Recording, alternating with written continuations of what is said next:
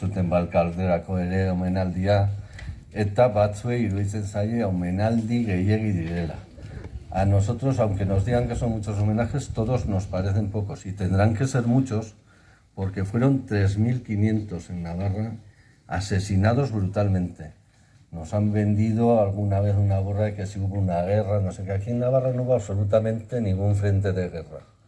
El golpe de Estado donde se enfrentaron fue en otros lados. Y aquí en los 3.500 que asesinaron, unos en Ocho Portillo, otros en Oteiza, otros en Valcardera, fueron sacados de sus casas, arrancados de sus familias y vilmente asesinados. Y que no nos vengan tampoco, nos quieran vender la píldora de que vinieron gente de fuera, pues vendrían para otras cosas. Estos fueron los de sus mismos pueblos, en todos los pueblos formaron su junta de guerra, los caciques, los poderosos, los que tenían el poder, normalmente con el clero a la cabeza, y ellos fueron los que decidieron tú, tú, tú y tú. No necesitaban nadie de fuera. Es más, urte hauek pasa ondoren, egin zizkieten denetarik, baina bere familiak ere bizi izan zuten kristoren errepresioa. Gelditu ziren alargunak, seme alaba txikiak, oiek denak, sentitu zuten besteen mespresua, besteen al zuten guztia egin zieten. No les dejaron vivir en paz, que parece mentira. Y ni el recuerdo de ellos mismos fueron unas personas totalmente ignoradas, los que asesinaron, los han tenido en el olvido más de 40 años y ahora nos dicen que les parece que no podemos hacerles homenajes. Claro que merecen estos homenajes. Merecen estos homenajes porque además los asesinaron porque lo único que buscaban era una sociedad más justa. Que no hubiera unas grandes diferencias entre clases y que todo el mundo tuviera su trabajo y su pan. Por eso los asesinaron. Ese buen besterik. Besterik gabe esan, zenbat eta zenbat hil zituzten.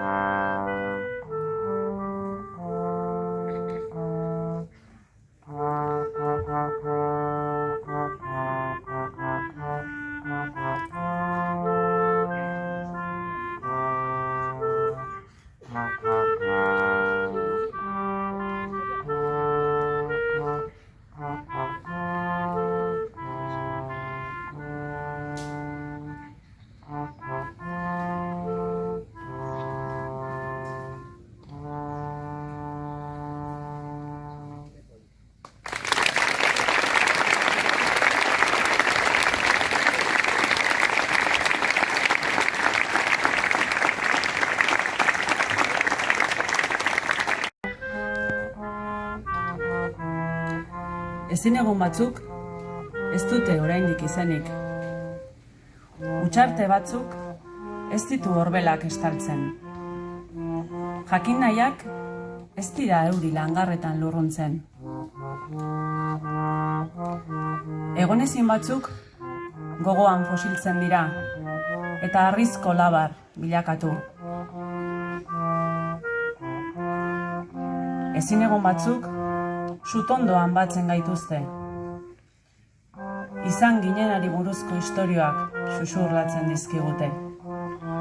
Nor garen ulertarazi. Egonezin batzuk, bide horriak idazten dituzte eure baitan. Memoria garela esaten digute, zapatetan bildutako hartxintxarrez. Ezin egon batzuk, oroimen eta akorduz erditzen dira, baina orainean eraikitzen gaituzte. Izenik gabeko ezin egon horiexek egiten gaituzte.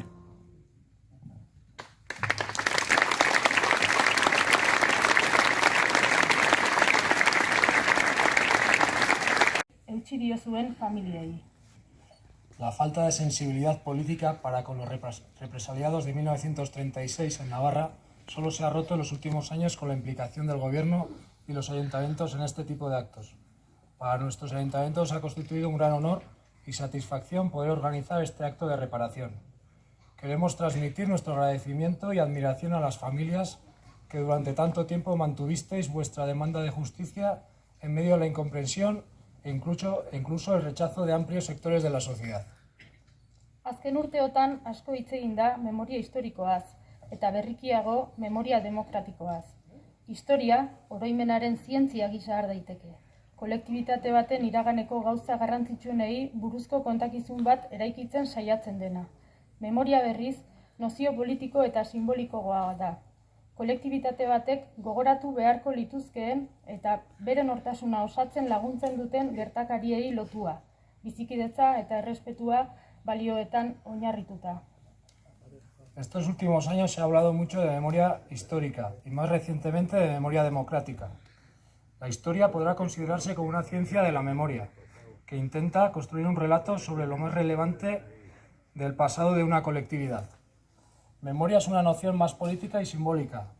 Hace relación a los sucesos que una colectividad debería recordar y que contribuyen a conformar su identidad, basándose en valores de convivencia y respeto. Botore desberdinek memoria selektibo bat egiten eta lantzen ahalegindu dira, beren iraunkortasun eta kontrol interesen arabera.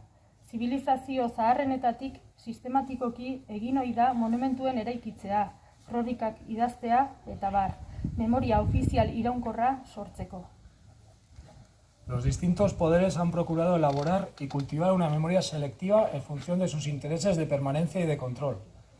Desde las civilizaciones más antiguas se ha practicado sistemáticamente la erección de monumentos, la redacción de crónicas, etc., con la intención de crear una memoria oficial perdurable. Aurkariaren ezabaketa horrek kolektiboen ikustezintasun prozesuak eragiten ditu, eta kolektibo horiei etzaile beren nortasuna eta existentzia aitortzen. Gure kasuan, hainbat hamarkadatan, hildakoak eta haien familiak ezabatu egin dira oroitzapen ofizialetik. Halaber, talde minorizatu edo errepresaliatuek memoria historikoa berrairekitzeko prozesuak ezabatu dira. Ofizialaz bestelako kontakizun bat eraikiz. Isiltasunaren alternatiba bat. Esta eliminación de la persona contraria implica procesos de invisibilización de colectivos a los que no se reconoce su personalidad ni su existencia. En nuestro caso, durante décadas, tanto las personas asesinadas como sus familias han sido borradas del recuerdo oficial. También han sido borrados procesos de reconstrucción de la memoria histórica por parte de colectivos minorizados y represaliados. Construcción de un relato al oficial, una alternativa al silencio. Beste kontzeptu bat ere aipatzen da, memoriaren tokiak. Memoriaren tokiak kontzeptuak jakintza eta emozioa, ezagutza eta simbologia biltzen ditu. Oroimenaren toki bat nozio abstraktu eta simboliko bat da. Zenbait leku, objektu edo elementu ezmaterialen dimentsio oroigarria argitzeko erabiltzen dena. Oroimeneko lekuak dira, baina baita identitate eta balio demokratikoen transmisiokoak ere. Se habla también de otro concepto, lugares de la memoria. El concepto lugar de la memoria remite al saber y a la emoción, al conocimiento y a la simbología. Un lugar de la memoria es una noción abstracta, simbólica, que está destinada...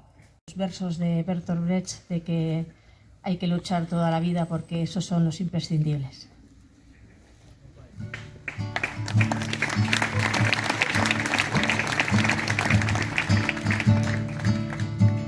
Amalau urte nituela, txarapel bat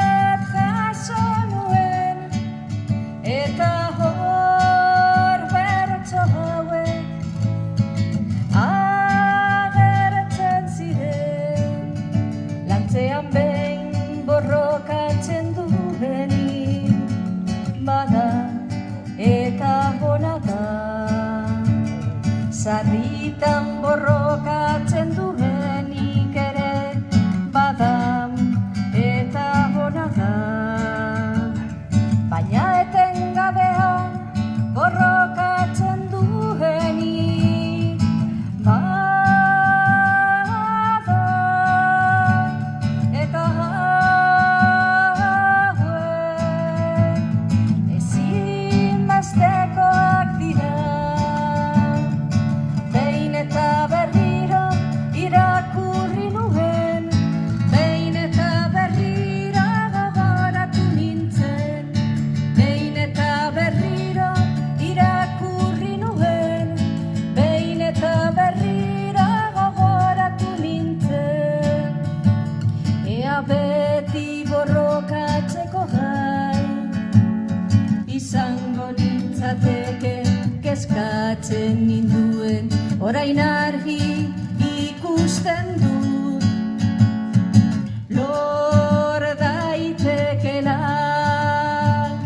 14 urte nituela, txartel bat jaso nuen, eta hor bertso hauek agertzen ziren. Lantzean behin borrokatzen duenik bada eta hona da. Sarritan borrokatzen duenik ere bada eta osona da. Baina etengabean borrokatzen duenik bada eta hauek ezinbestekoak dira. Bebe, abeslariak egin zuen, niri gustatzen zait asko, kapela da, me la juego. Baina, bueno, nik usteet hemen egiteko oso aproposa dela. Honetarako, bueno, nahi baduzue, begiak itxi, zuen bihotzera ekarri zuek duzuen pertsona hori, edo hemen dagoelako, edo beste leku batean dagoelako, edo desagertaraztea, hiligaraztea. Eta, bueno, pues hori, sentitu, bihotzean jarri, eta haiekin egon.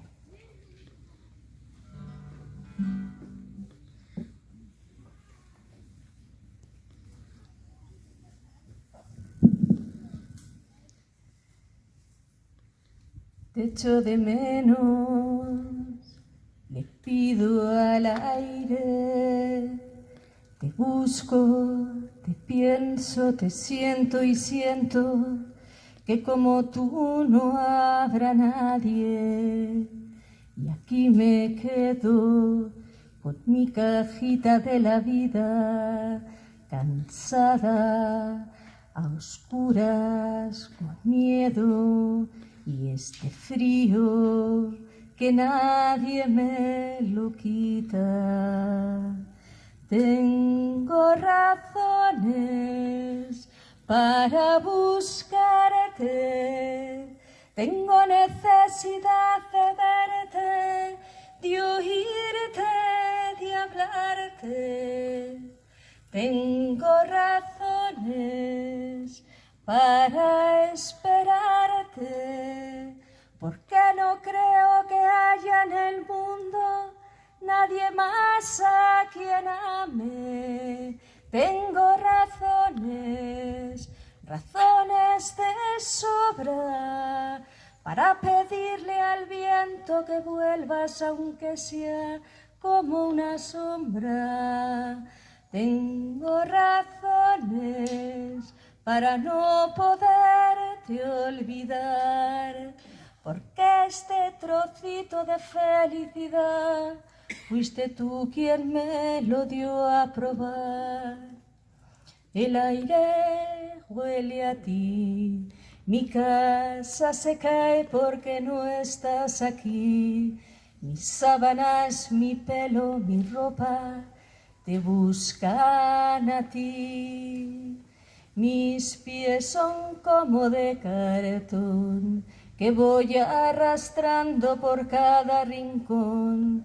Mi cama se hace fría y gigante, y en ella me pierdo yo. Mi casa se vuelve a caer, mis flores se mueren de pena, mis lágrimas son charquitos que caen a tus pies. Te mando besos de agua que hagan un hueco en tu calma. Te mando besos de agua pa' que bañen tu cuerpo y tu alma. Te mando besos de agua para que curen tus heridas. Te mando besos de agua con los que tanto te reías.